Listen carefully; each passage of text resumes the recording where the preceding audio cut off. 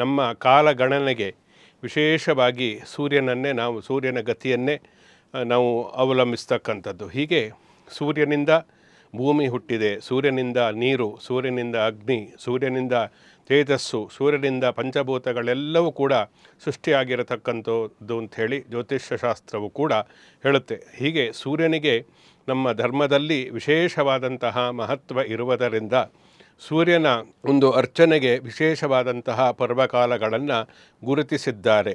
ಅದು ಪ್ರತಿನಿತ್ಯವೂ ಕೂಡ ಯಾವುದೋ ಒಂದು ದಿವಸ ಸೂರ್ಯನ ಪೂಜೆ ನಮಸ್ಕಾರ ಮಾಡಬೇಕು ಅಂಥೇಳಿ ಅರ್ಥ ಅಲ್ಲ. ಪ್ರತಿನಿತ್ಯವೂ ಸೂರ್ಯ ದರ್ಶನವನ್ನು ಕೊಡ್ತಾನೆ. ನಾವು ಪ್ರತಿನಿತ್ಯವೂ ಸೂರ್ಯನನ್ನು ನಮಸ್ಕಾರ ರೂಪವಾಗಿ ಆರಾಧಿಸಬೇಕು.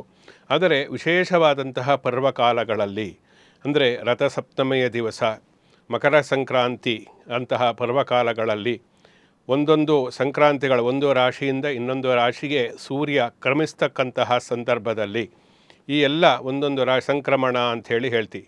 ಆದ್ದರಿಂದ ಅಂತಹ ಸಂಕ್ರಮಗಳಲ್ಲಿ ಪ್ರತಿ ತಿಂಗಳುಗಳಲ್ಲೂ ಒಂದೊಂದು ರಾಶಿಯನ್ನು ಸೂರ್ಯನು ಬದಲಾಯಿಸ್ತಕ್ಕಂತಹ ವಿಶೇಷವಾದಂತಹ ಪರ್ವಕಾಲಗಳಿಗೆ ಸಂಕ್ರಮಣ, ಸಂಕ್ರಾಂತಿ ಅಂತೇಳಿ ಹೇಳ್ತೀವಿ. ಅದರಲ್ಲಿ ವಿಶೇಷವಾಗಿ ದಕ್ಷಿಣಾಯನ ಪುಣ್ಯಕಾಲ ಮತ್ತು ಉತ್ತರಾಯಣ ಪುಣ್ಯಕಾಲ ಅಂದರೆ ಮಕರ ಸಂಕ್ರಾಂತಿ. ಸನಾತನ ಸಂಸ್ಕೃತಿ, ಹಿಂದೂ ಧರ್ಮ, ಸಂಪೂರ್ಣ ಹಿಂದೂ ಧರ್ಮದ ಕುರಿತಾಗಿ ಧರ್ಮವಾಹಿನಿ ಚಾನಲ್ ವೀಕ್ಷಣೆ ಮಾಡಿ, ಸಬ್ಸ್ಕ್ರೈಬ್ ಮಾಡಿ, ಸಪೋರ್ಟ್ ಮಾಡಿ.